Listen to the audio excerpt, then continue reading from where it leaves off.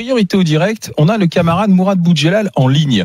Parce que si vous suivez le sport, si vous suivez le foot, vous venez de voir sûrement un urgent, notamment de nos confrères de l'équipe, comme quoi Mourad Boudjelal rêve de l'OM et ferait une offre pour l'OM. Alors ça, c'est un coup de théâtre. Mourad Boudjelal, on le connaissait à Toulon pour le rugby. Le voilà partant pour aller sur le football et reprendre l'OM. Mourad, bonjour. Bonjour. Qu'est-ce qu'il en est précisément, Mourad, alors ?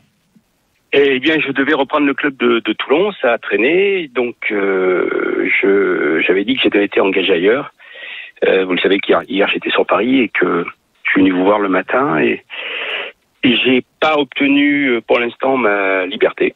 Ce qui veut dire que oui, je confirme que je suis porteur d'une offre pour le club de l'OM. De fonds du Moyen-Orient. D'accord. Alors, parce que pour le moment, qui proviennent des fonds étatiques et privés, qui proviennent du pétrole, de l'eau, de l'énergie, et qui sont portés par effectivement un homme d'affaires franco-tunisien qui est très très très important. Tu peux donner son nom ou pas ? Pas pour l'instant, parce qu'il y a une banque privée d'affaires qui est mandatée pour faire une offre de rachat à M. Macourt. Macourt est vendeur. Ça veut dire que Marseille vend. Enfin, moi c'est ça. L'OM est sur la table. On peut l'acheter. Tout est à vendre. Tout est à vendre. Alors.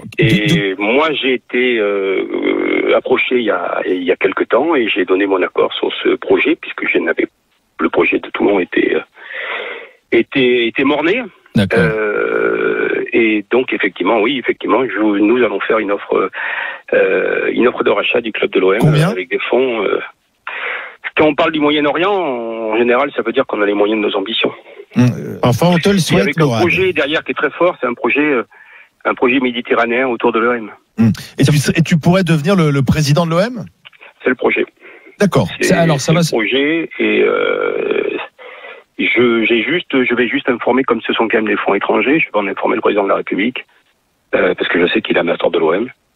Je lui donnerai l'identité de la personne et des pays. D'accord, mais ça, c'est une affaire. Donc c'est une offre officielle qui est déposée pour racheter l'OM et qui est en cours de dépôt. Et sous combien de temps ça peut jouer là ça va dépendre aussi du vendeur. Voilà, nous on va essayer de faire au plus tôt. Et vous êtes rentré dans une phase de négociation avec Macourt ? On va entrer en phase de négociation, oui.